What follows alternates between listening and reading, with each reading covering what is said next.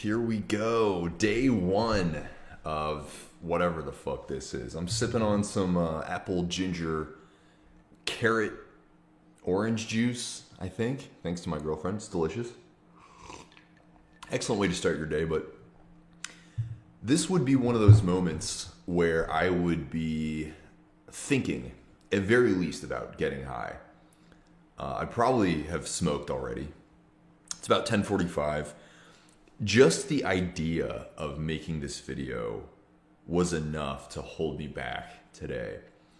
And I've wanted to do this kind of thing for a long time. I actually did this sort of a half-ass attempt last year, around the same time, like February, where I was just recording myself all through the day.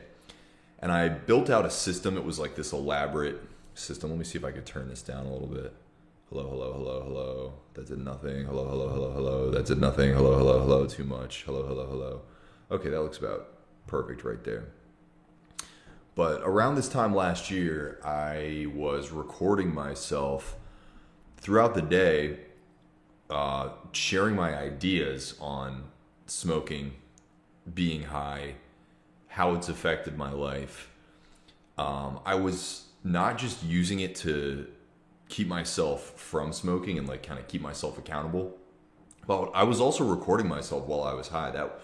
And that's really one of the things that I've been the most scared to do, is record myself while I'm high. That's probably one of the biggest reasons that I'm here, more on a macro level, is you see all kinds of people, the Wiz Khalifas of the world, who, they're more than comfortable smoking on camera. There's a dude that I've been watching here on YouTube a lot recently, Azalea Robinson, and I feel like the dude is like my alter ego if I was chill with smoking weed. Like if I was confident, if I was comfortable. I love the way his mind works, but more than that, I love how shameless he is, not just with weed, but he like smokes cigs on his videos. He smokes like tobacco in all kinds of forms. And, on like one hand, I think it's cool, right? He talks a lot about philosophy. He works out on a regular basis. He does cold plunges. The dude lives a very similar life to me. It's just that he seems that he's comfortable. Like he doesn't feel any sense of shame being high on camera. And I don't experience that. I've never experienced that. It's funny that one of the things that I hear a lot from people who quit is they're like, I just didn't like the way that it made me feel. And then they explain the way that it makes them feel. And it's like this deep anxiety that comes with paranoia, usually. And it's funny because I often feel the exact same way. 90% of the time, at some point during the experience of being high, I experience anxiety and I experience paranoia. Well, maybe not paranoia. Not really at all paranoia anymore.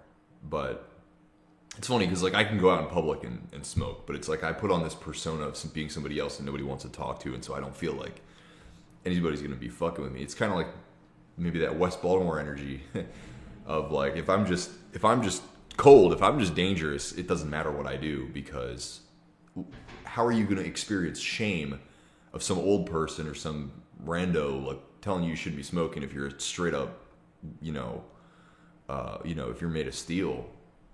But I'm not really like that. Like I'm able to present that way because of where I'm from and what I've had to do, but I'm not like that. Like that is not who I am. When I watch this dude, Azalea Robinson, and the way that he's so calm and he's so loving, really, that's what I want to present to the world. I mean, that's what I want to give to the world.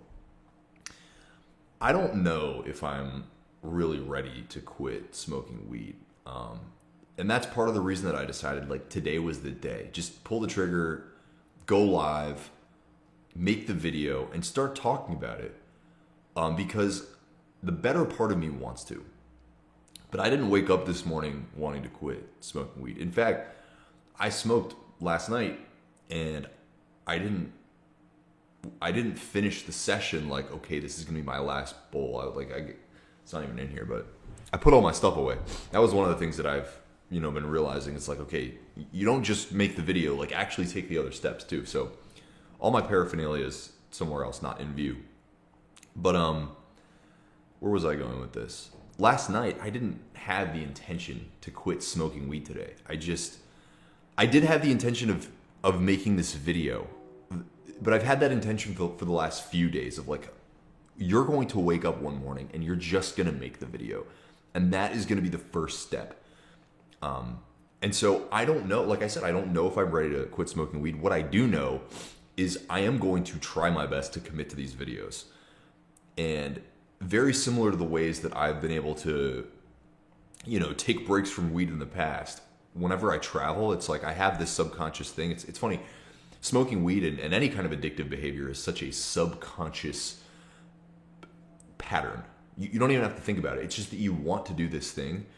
And so you scoot everything else out of the way to make way for this thing.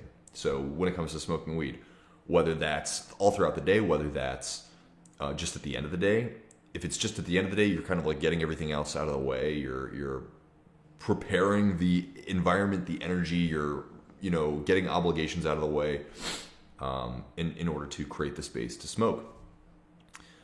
If you smoke all throughout the day, as I often do, unfortunately, you create all kinds of excuses as to why this fucking relaxing, maybe it's not even relaxing for you as it is for me, often not really relaxing, just kind of addictive. But the point is that you get everything else out of the way in order to create space to do these behaviors.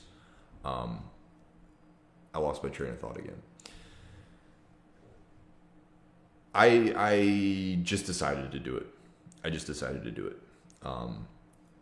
The last time that I did this, as I mentioned to you before, it was around this time last year, and I was recording myself. But one of the things that I did was I had this kind of, I want to call it bullshit, but at the time it didn't feel like bullshit. It was this plan of how I was able to smoke every day, but just after 6 o'clock. And so I was doing whatever I could to smoke just after 6. I have sort of the same thing in my head now of like just once a week. The problem is when I really force myself to logic my way through that experience, it's like, why once a week? Like, what are you going to do? Right? Okay, so once a week you're going to smoke, maybe like Friday nights you're going to smoke. Why? Is it like because you're afraid to just totally let go? Is it because you want to make sure that there is that experience of like everything being better? I mean, if you smoke weed, at very least, if you remember back to when you first started smoking weed, it's like it makes everything better, right? It makes everything brighter, it makes everything more interesting. Anybody that tells you that lasts forever is lying to you, just to be honest, right? Like, so I've been smoking weed for 10 years, almost 11 years, every day. It does at first, absolutely. Absolutely, when you first get into smoking weed, it does make everything seem like a fairy tale, like a dreamland. But that goes away. And it gets to the point where you're just smoking because, at very least, it just feels good. And you can't perhaps even explain why it feels good, but the real reason is that everything else doesn't feel that good anymore, right? You've destroyed your dopamine and your serotonin receptors. I need to learn more about the science behind that kind of stuff and physiologically what's going on. But the bottom line is you've come to rely on artificial pleasure hormones. And so you can't feel as good doing these other things. It's not that the weed makes things more colorful. It's not that the weed makes things more interesting.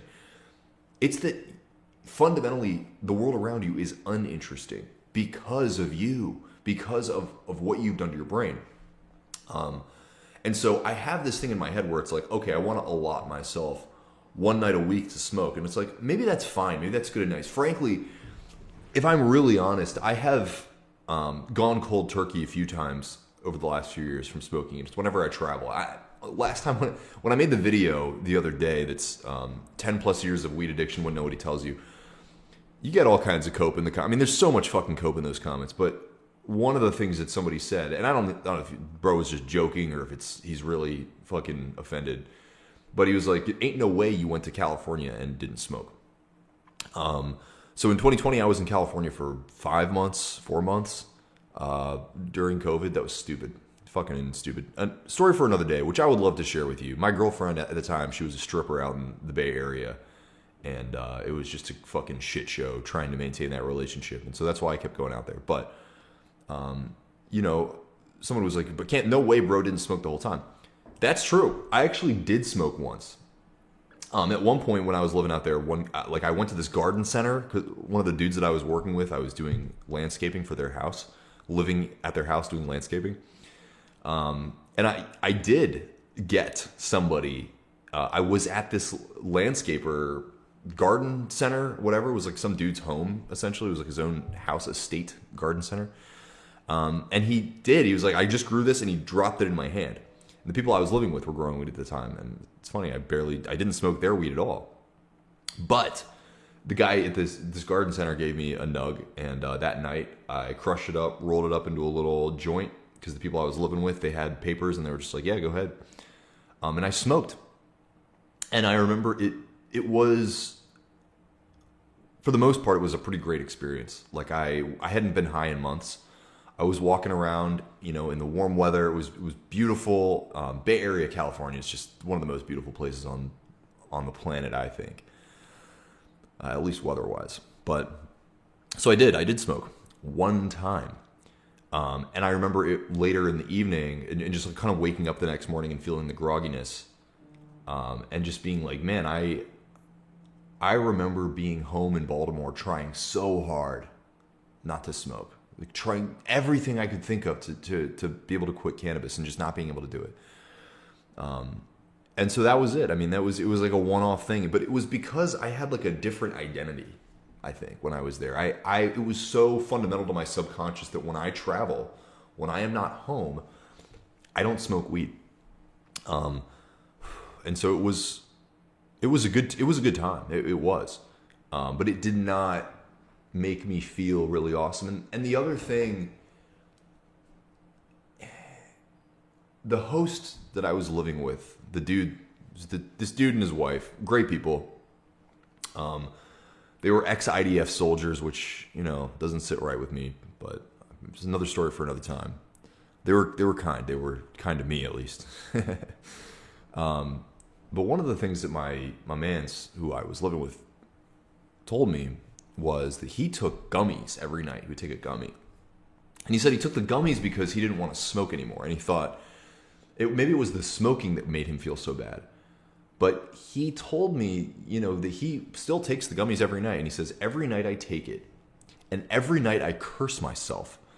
And I think his point was just that it doesn't make you feel good. Like the initial sense of like, okay, my space is chill. I'm no longer having to work. My obligations are out of the way.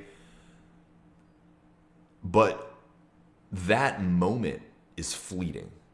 And then comes the moment where your mind is hyperactive and you don't have the confidence or the physical energy.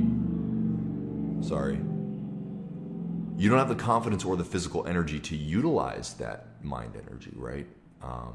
The paranoia often stops you from taking any action that might be inspired.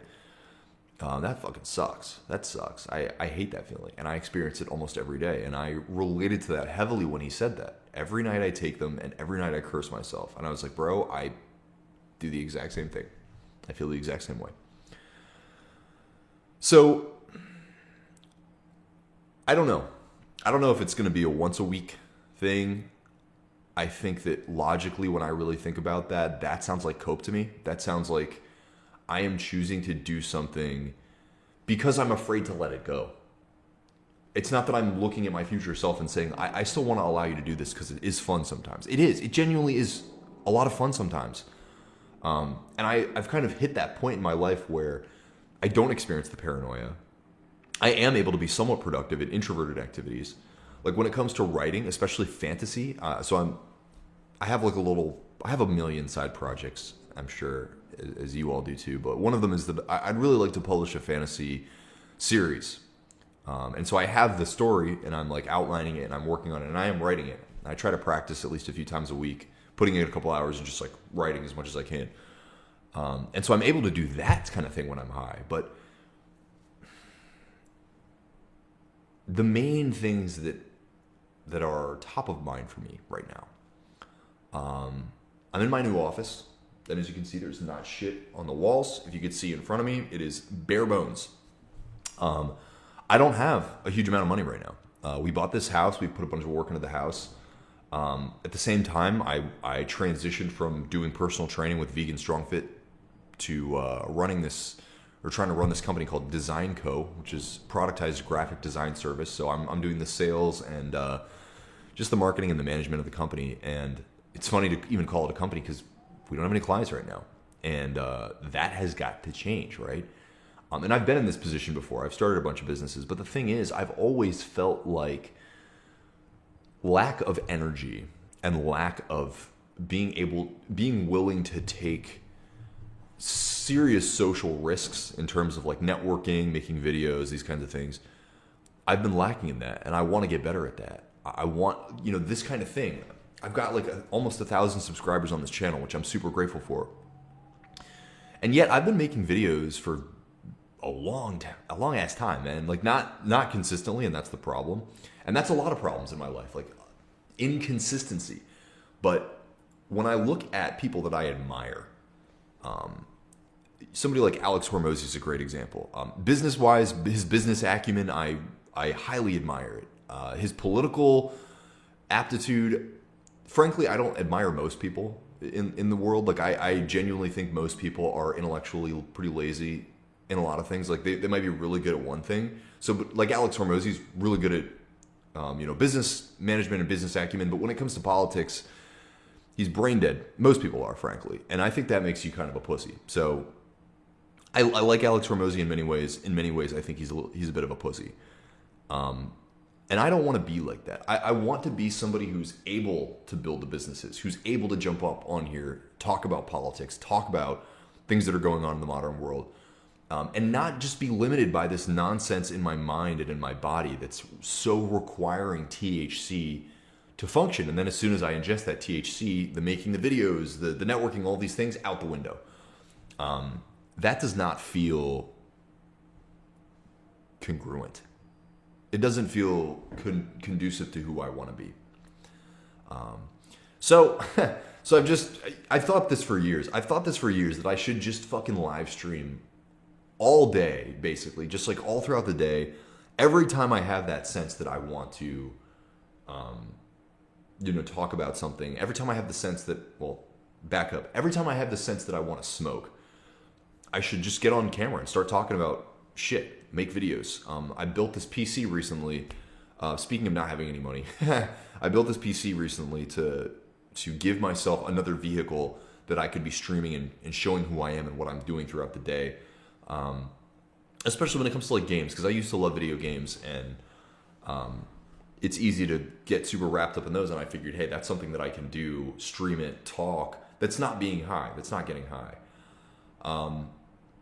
Where am I going with any and all of this? The bottom line is I'm going to try to do this a lot. I'm going to try to do this all throughout the day. I'm going to try to do this as raw as possible, like explaining to you guys how I feel if I do smoke, explaining what that was like. Shit, if I smoke, I would like to be smoking on camera. I'd like to be smoking fucking live on camera, because it is kind of a piece of who I am in a way.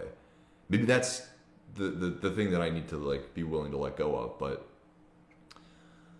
I just, I want some accountability. That's the bottom line. And I think that I haven't really seen anything like this. I've never really seen anybody just straight up like, hey, here's where I'm at. Here's what I'm doing. Watching Ian on YouTube recently, for those of you that know who Ian on YouTube is, he is a big reason why this is happening. For him to record just him feeling like he's not worth anything, for him to record like, I don't even know why I'm doing this. For him to record like, this is my dead-end job. For him to record his reaction to getting fired from his dead-end job. Just something about it. Like, it's so much more life-giving than this bullshit that you're seeing on TikTok and YouTube Shorts and shit. Just like infinitely scrolling through perfection. Really talented people. People that are just drop-dead gorgeous. People that are just indescribably intelligent, right? That's not that interesting.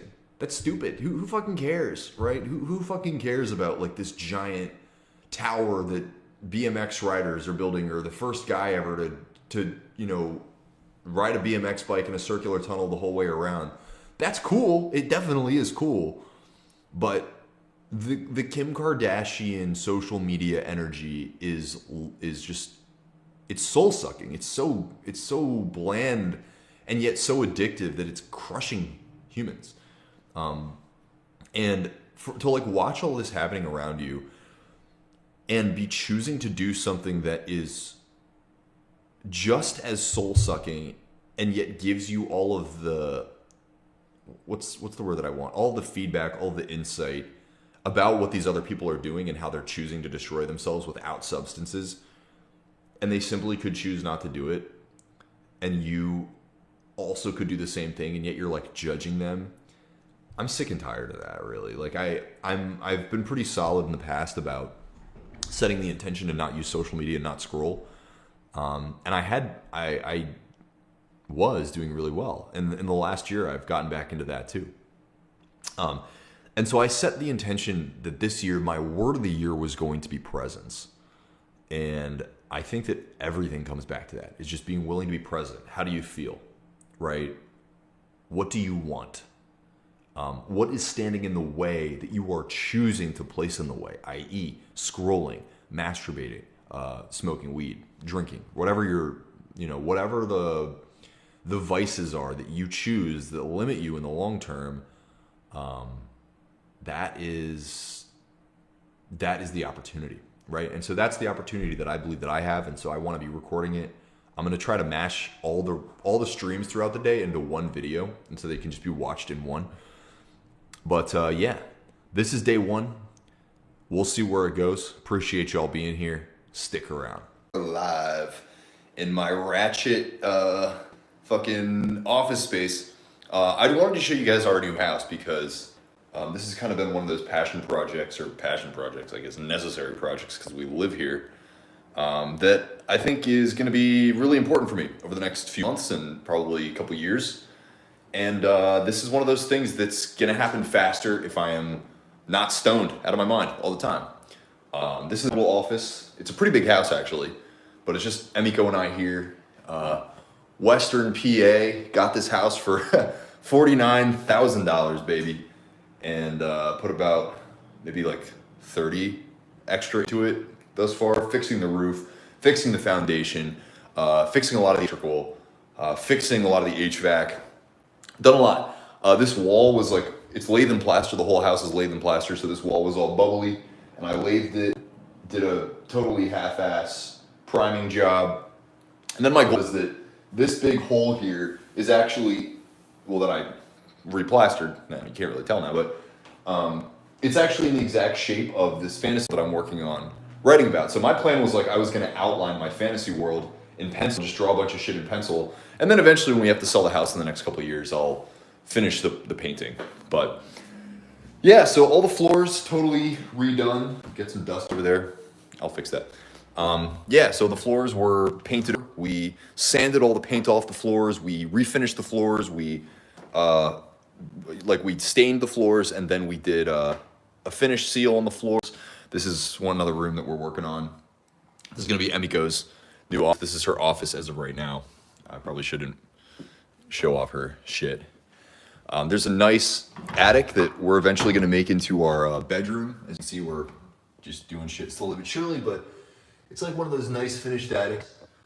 We redid the floor up there too, so we'll get to that. But yeah, the rest of the house. So this is kind of what I've been up to today. I'm trying to slowly. Here's a big ass. I got to fix that. Just one thing at a time. But so I'm trying to distract myself, kind of keep myself occupied. It's early in the morning. It's midday, and it's the end of the day, like 8 p.m. Those are the times when I'm most apt to smoke, and I'm realizing I just got to fill those spaces. I mean, that's really what it comes down to. The more you sit around and kind of ask the why. I've been asking the why for years. And I've realized over time, like when you try to rely on negotiation or creating a why every single time. It takes away from the raw truth that you know within yourself that you've got to be different, that you got to change. And that's what I'm leaning into, is just realizing that I've known. I mean, I feel like I've known for decades. I've been smoking for 10 years, and I feel like I've known since damn near the first year of my smoking weed that I didn't want to do it. It didn't make me feel good. It didn't make me.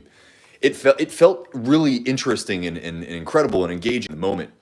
But over time, it just slows you down. It makes you feel incapable. Here's the kitchen. First time I've ever done kitchen flooring.